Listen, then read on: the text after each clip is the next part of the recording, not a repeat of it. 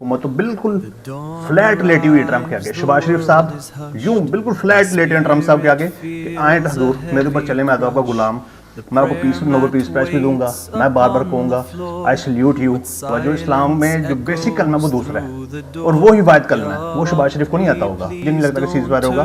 ये जंग मुझे एस्केलेट होती नजर आ रही है। याद रखें अगली जंग पाकिस्तान और भारत की बहुत करीब है, आपकी मेरी सोच से भी ज़्यादा करीब पाकिस्तान और भारत की दोबारा जंग है। सबसे पहले अमेरिका ने डिमांड की बूट्स ऑन ग्राउंड की, जिसका रास्ता अब सिर्फ उसी बलोचिस्तान से आता है। ईरान एक मुस्लिम मुल्क है, पाकिस्तान एक मुस्लिम मुल्क है, सऊदी एक मुस्लिम मुल्क है। ये लड़ाई मुस्लिम और यहूदी की है। इसमें तीन इस्लामिक मुल्क अगर आपस में लड़ते हैं तो फायदा किसका है? सऊदीया पाकिस्तान की आर्मी को अगर यूज़ करता है, पाकिस्तान के एयरफोर्स को यूज़ करता है, पाकिस्तान की एयरफोर्स सऊदीया से उड़ती है, जाके ईरान में मिसाइल गिराती है, तो रास्ता किसका हमवार होता है? रास्ता इजराइल का हमवार होता है कि किस तरफ खड़े होंगे, इमाम मेहदी के लश्कर में या बागियों के साथ। तो इन केस अगर पाकिस्तान जाके यहूद के साथ खड़ा हो जाता है तो मेरी बात, मैं तो नहीं खड़ा हूँगा यहूद के साथ, मैं उसके पैरेलल में जाके इमाम मेहदी के लश्कर में शामिल होऊंगा। शहादत अल्लाह नसीब करे, लेकिन उससे पहले अपना किबले का तयन भी करना कि आप किस सिमत में खड़े हैं। अस्सलाम वालेकुम। 9 मार्च 2026 ईरान वर्सेस इजराइल और उसमें पाकिस्तान का रोल, जिस पर मैं बात करूँगा। बेसिकली सबसे पहले ये चीज़ हमें समझनी पड़ेगी कि ईरान और इजराइल की जो जंग है वो किसी दहशतगर्दी के खिलाफ नहीं, वो किसी एटॉमिक एनर्जी के खिलाफ नहीं, वो बेसिकली इस्लाम और यहूद की जंग है। जिस तरह अल्लाह ने कुरान में फरमाया यहूद निसारा कभी तुम्हारे दोस्त नहीं हो सकते। तो इस जंग को, इसके अंदर पाकिस्तान का क्या रोल है उस पर मैं आता हूँ। उससे पहले आप इस चीज़ को समझ लें कि ईरान ने जो एक रिटेलिएशन किया है इसराइल पे, और टेल अवीव पे आप दे सकते हैं जिस तरह उड़ा कर रख दिया है, ज़मीन बोझ कर दी उस शहर को, और जिस तरह उन्होंने एयर बेसिस उड़ाई हैं अमेरिका की पूरे गल्फ में, सऊदीया, दुबई, बहरीन, हर जगह। तो एक बड़ा वाज़ेह सबूत दिया है ईरान ने कि इसमें ईरान जो है वो रुकने नहीं वाला, वो ये काम जारी रखेगा। और बिल्कुल इस टाइम इस दफ़ा सीज़ फायर की कोई भी, मुझे नहीं लगता कि सीज़ फायर होगा। ये जंग मुझे एस्केलेट होती नज़र आ रही है। अब इसमें पाकिस्तान का रोल क्या आ गया? अमेरिका ने सबसे पहले अमेरिका ने डिमांड की बूट्स ऑन ग्राउंड की, जिसका रास्ता अब सिर्फ उसी बलोचिस्तान से आता है। उस पर बाद में आते हैं, उससे पहले आ जाते हैं सऊदीया पे। सऊदीया ने अब कल हमने देखा कि अमेरिका के एक सेनेटर ने बयान दिया कि अब हम ये मज़ीद जंग नहीं लड़ सकते अकेले, गल्फ़ को बीच में, सऊदीया को बीच में आना पड़ेगा।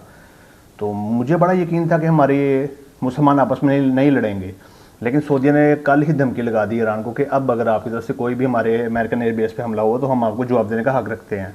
जिस पर आज पाकिस्तान ने सऊदीया से कह दिया कि अगर आपको एयर स्पेस में किसी तरह की मदद चाहिए होगी तो पाकिस्तान एयरफोर्स, पाकिस्तान आर्मी हाँ अवेलेबल होगी इसके लिए।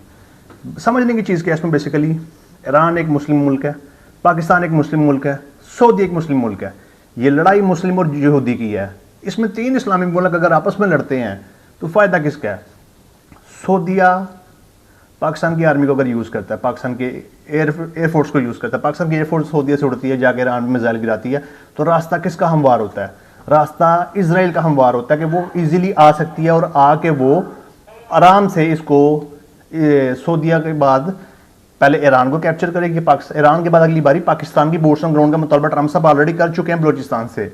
और मुझे तो उम्मीद ये थी कि पाकिस्तान इसको ना बूट्स ऑन ग्राउंड की इजाज़त देगा, ना सऊदीया के साथ मिलेगा। इसमें हमें जंग का हिस्सा बनने के बजाय, मुसलमानों को आपस में लड़ने के बजाय ये इस चीज़ पर आना चाहिए कि हम एक होके एटलीस्ट अगर आप ईरान के लिए लड़ नहीं ना सकते इसराइल से, तो उसके साथ भी ना लड़ें। बहुत बड़ी मेजॉरिटी है पाकिस्तान में शिया की। हमें ये चीज़ याद रखनी पड़ेगी कि 65 में ईरान ने हमारे साथ किस तरह, हमारे साथ कंधे के साथ कंधा मिलाया। 71 में ईरान ने कैसे किया, हमारे साथ दिया। उसकी वजह पूरी दुनिया हमारे पास सैंक्शंस लगाती थी, एटॉमिक पावर बने हुए, हमारे साथ खड़े होने वाला पहला मुल्क ईरान था। उसके बाद सऊदीया भी हमारा ब्रदर मुल्क है, जिसमें हमारे मुकद्दस मुकामात हैं, जिसकी हम बड़ी रिस्पेक्ट करते हैं। उस वजह से हमने ये डील साइन की थी कि सऊदीया पे हमला, पाकिस्तान पे हमला कंसिडर किया जाएगा, लेकिन अमेरिकन एयर बेसिस पे हमले की बात नहीं थी इसमें। और अल्लाह ने एक चीज़ ना जो आपने एक बनाया कि सऊदीया पे हमला, पाकिस्तान पे हमला कंसिडर किया जाएगा।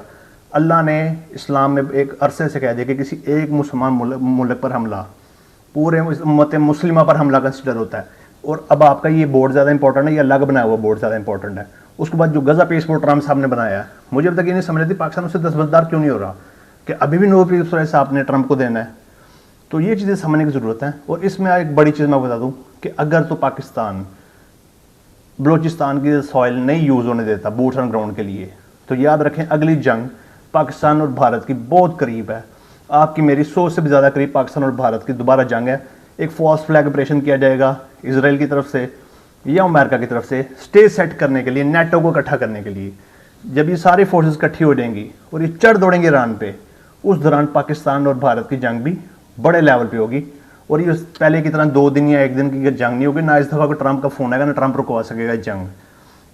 तो जिधर हमें अपनी जंग की तैयारी करनी चाहिए, उधर हम दूसरों की जंगों में जाके मदद कर रहे हैं। तो अपने मुसलमान ममालिक से लड़ना किसी किस्म की अक्लमंदी नहीं है। लेकिन अगर पाकिस्तान आर्मी और पाकिस्तान गवर्नमेंट ये चीज़ करती है तो मैं कहने पर मजबूर हो जाऊँगा कि पाकिस्तान की हुकूमत तो बिल्कुल फ्लैट लेटी हुई है ट्रंप के आगे। शहबाज शरीफ साहब यूँ बिल्कुल फ्लैट लेटे हैं ट्रंप साहब के आगे कि आए हजूर मेरे ऊपर चले, मैं तो आपका गुलाम, मैं आपको नोबेल पीस प्राइज़ भी दूंगा, मैं बार बार कहूँगा आई सल्यूट यू।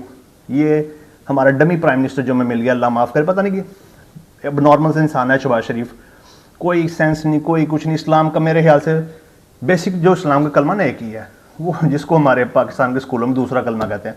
शहबाज शरीफ साहब को वो नहीं आता होगा। शहबाज साहब को पहला कलमा आता होगा। जो इस्लाम में जो बेसिक कलमा है वो दूसरा है और वो ही वाहिद कलमा है, वो शहबाज शरीफ को नहीं आता होगा। और ये चले हैं जी पाकिस्तान के उम्मत मुस्लिम के लीडर बनने। तो अभी भी वक्त है, एक हो जाए मुसलमान उम्मत। नहीं होती तो बारी बारी सबकी बारी, ईरान के बाद पाकिस्तान की बारी। और सबसे आपके आगे सबसे पहले होगा इंडिया, अफगानिस्तान और इजराइल और अमेरिका एक हो गया आपके ऊपर आएंगे। और तब आपको समझ नहीं आएगी कि आपने लड़ना किस साइड से है। तो अगर आज आप उनकी मदद करते हैं ना, आप अपनी कब्र का रास्ता सीधा करते होंगे या तो उम्मीद करता हूँ थोड़े होश के नाउन लेगी हुकूमत से तो मुझे कोई उम्मीद नहीं। पाकिस्तान फोर्स से मुझे है, पाकिस्तान आर्मी से मुझे है, आसिम मुनीर से मुझे उम्मीद है कि वो चीज़ को सीरियसली देखेंगे। और इसमें जो अल्लाह की बताई हुई चीज़ें हैं, जो इस्लाम के प्रेडिक्शंस देख लें, हदीसें देख लें, एज इट इज़ पूरी होती आ रही हैं। तो उसमें हमने देखना कि हम किस तरफ खड़े होंगे, इमाम मेहदी के लश्कर में या बागियों के साथ। तो इन केस अगर पाकिस्तान जाके यहूद के साथ खड़ा हो जाता है तो मेरी बात, मैं तो नहीं खड़ा हूँ यहूद के साथ, मैं उसके पैरेलल में जाके इमाम मेहदी के लश्कर में शामिल होऊंगा। शहादत अल्लाह नसीब करे, लेकिन उससे पहले अपना किबले का तयन भी करना कि आप किस सिमत में खड़े हैं, ये बहुत ज़रूरी है। अगली डिटेल के साथ मज़ीद कुछ डिटेल हैं बहुत सी, तो उसको अगली वीडियो में कवर करेंगे। मिलते हैं अगली वीडियो में इंशाल्लाह। अल्लाह हाफिज़, टेक केयर।